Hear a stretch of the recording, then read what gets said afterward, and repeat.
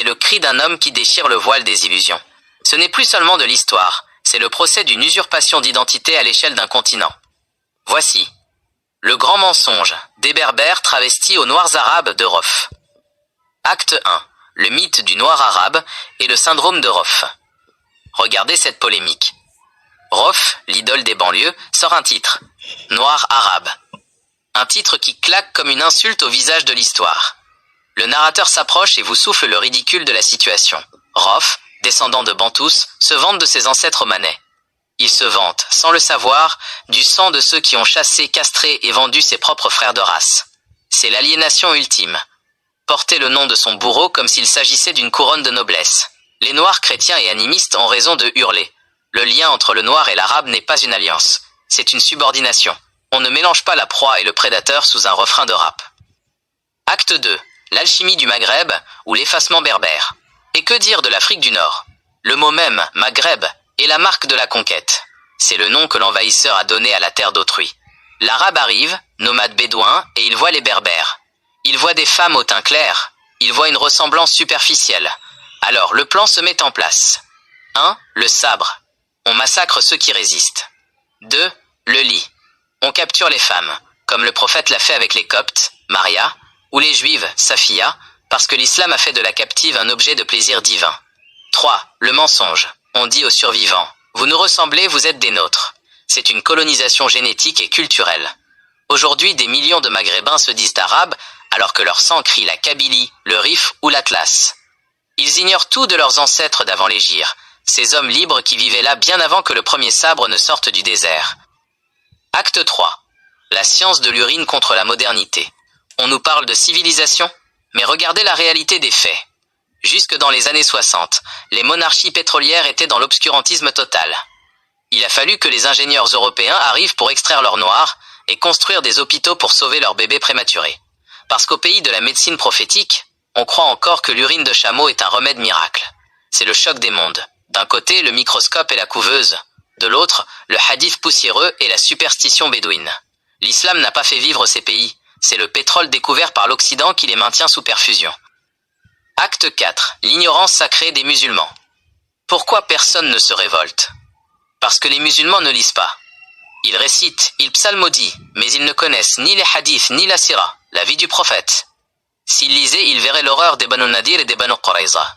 Ils verraient leur modèle présider à l'égorgement de centaines de juifs après leur avoir volé leurs terres et leurs femmes. Le prophète en somme n'était pas un bâtisseur de ponts, c'était un chef de guerre qui s'adonnait à la prédation.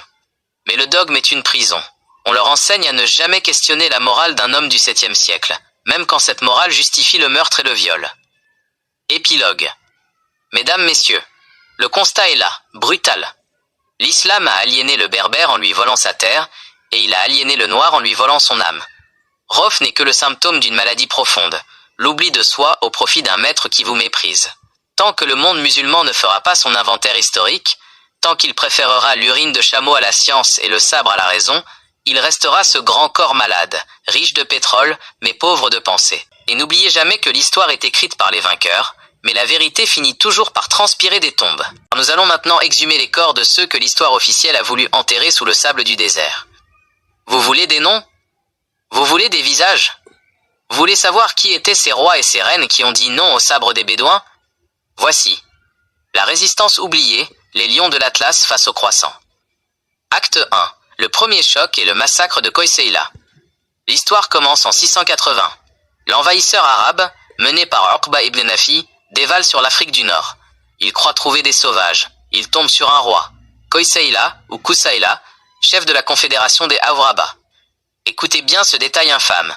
Uqba capture Koïseïla. Pour l'humilier devant ses troupes, il le force à écorcher des moutons à main nue, les mains pleines de sang et de graisse. C'est l'insulte suprême pour un noble berbère. Mais Koïseïla n'est pas un homme docile. Il s'évade, rassemble ses guerriers et tend une embuscade à Taouda en 683. Uqba le conquérant finit la gorge tranchée. Koïseïla reprend Kairouan et règne sur un immense territoire, prouvant que l'Afrique du Nord n'était pas une terre vide qui attendait la lumière, mais une terre de rois.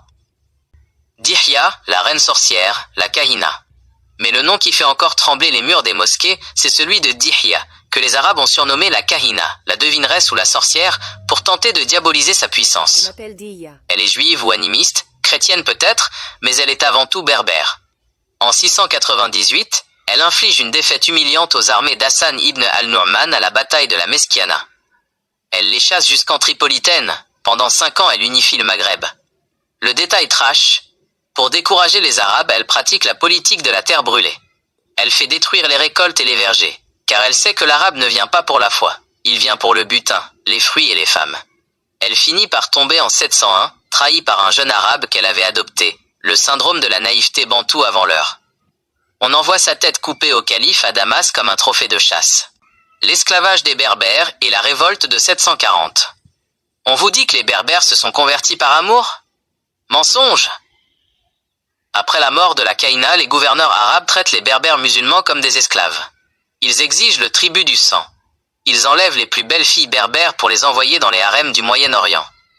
Ils exigent la jizya même sur ceux qui sont convertis. C'est là qu'éclate la grande révolte berbère de 740. Menée par Maïsara, un homme du peuple, les Berbères massacrent les garnisons arabes. À la bataille des nobles, l'élite de l'armée arabe est exterminée. Le Maghreb central et occidental ne sera plus jamais sous l'autorité directe d'un calife d'Orient. Mais le mal est fait. Pour combattre l'islam, ils ont fini par adopter une version radicale, le kharidjisme, pour retourner l'arme de l'envahisseur contre lui. Le fantasme sexuel et l'aliénation. Pourquoi cette haine de l'arabe pour le berbère? Parce que le bédouin sort du désert et voit une civilisation romaine, byzantine, avec des femmes libres et instruites. Comme Mohammed avec les femmes juives de Médine, ces généraux ont vu dans la femme berbère un butin sexuel de luxe. Ils ont décapité les rois pour posséder les reines. Aujourd'hui, quand un Algérien ou un Marocain se dit arabe, il renie le sang de Koïseïla et de Dihya. Il se range du côté du violeur de son ancêtre. C'est l'aliénation la plus profonde de l'histoire humaine. Appelez frère, celui qui a transformé votre grand-mère en esclave sexuelle au nom d'Allah. Voilà, messieurs, dames. Le Maghreb n'est pas arabe. Il est conquis. Les Berbères n'étaient pas des primitifs. Ils avaient des codes, des rois, et une liberté que l'islam a brisée sous le poids du dogme et de la taxe. Tant que les enfants de l'Atlas ne liront pas l'histoire de la Kahina, tant qu'ils préféreront les contes de Médine à la réalité de leur propre montagne, ils resteront des étrangers sur leur propre terre. Bonsoir, et n'oubliez pas, un peuple qui oublie ses rois finit toujours par servir les rois des autres.